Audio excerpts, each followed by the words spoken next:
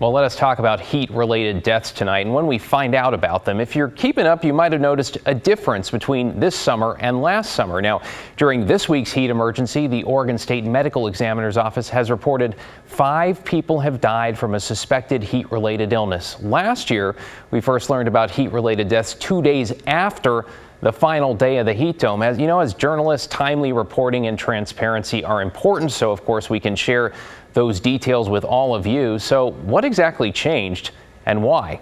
Evan Watson explains. Here in Oregon, we didn't think of heat that way until recently. And we have to change our thinking and change our culture. With the new climate means heat is a deadly killer, even here in Portland, Oregon. A change of thinking for emergency response, but also for notifying the public about suspected heat-related deaths.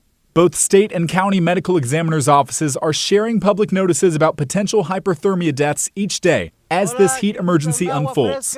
Those alerts are based on the initial scene and investigation, but confirmation could take months.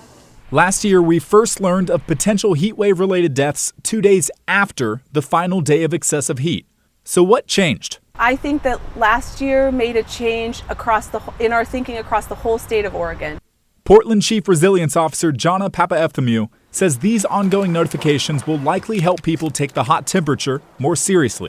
And in this case, I can just say I'm really grateful for them sharing their preliminary findings, because it's possible that the knowledge of one tragedy can motivate other people to act and prevent future tragedies.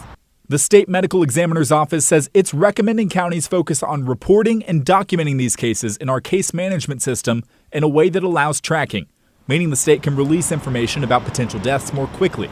The strategy can also be traced back to a state review of last year's deadly heat wave.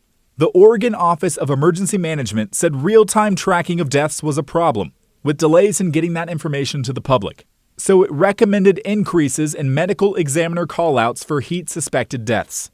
That appears to be playing out, as Papaefthimiou hopes the reporting will encourage people to check on their communities throughout this weekend. Even if they checked on them earlier in the week, we know it's really hard on people when the heat is extended and it doesn't cool off at night. People that were doing okay earlier in the week, it's important to check on them again and to check on them every day until it cools off. Evan Watson, KGW News.